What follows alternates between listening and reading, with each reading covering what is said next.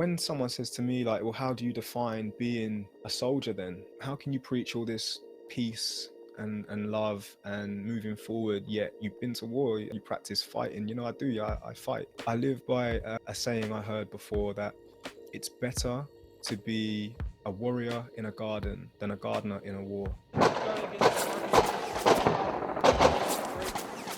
I think a lot of people now are opening up. You know, your mental health is so important. This is for me personally, as a veteran, the PTSD side of things, that's real, so real. I try and explain it to people like this. When you've been through a traumatic event, you process it and then you accept it and then you can move on. I think a lot of people that suffer with PTSD is because they haven't had the time to process the trauma that they've been exposed to. In fact, I think a lot of people have learned to live in a world where it's so promoted to be positive all the time, positive mindset, positive attitude, speak positively, instead of actually just acknowledging and accepting this is a sad time, this is a negative situation, this is definitely worth mourning over. You know, pain is meant to be felt, and it's such a big part of the human experience. Okay, if you go through a sad moment in your life, embrace it. Learn to handle them emotions, because they're there for a reason. I know growing up as a man, you tend to bottle up your emotions because it's seen as weak. For some reason, some men, like the old me, I believe tears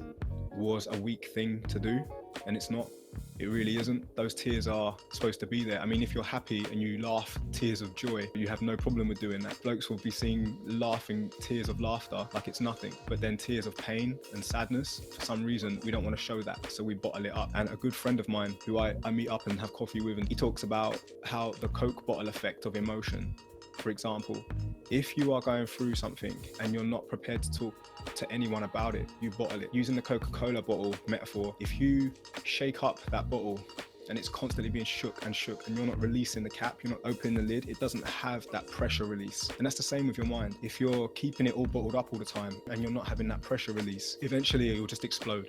Eventually it can't handle the pressure, and then boom, you know, it's too late by then. And a lot, especially of my friends, we openly say, yeah, I've been there and I have been there.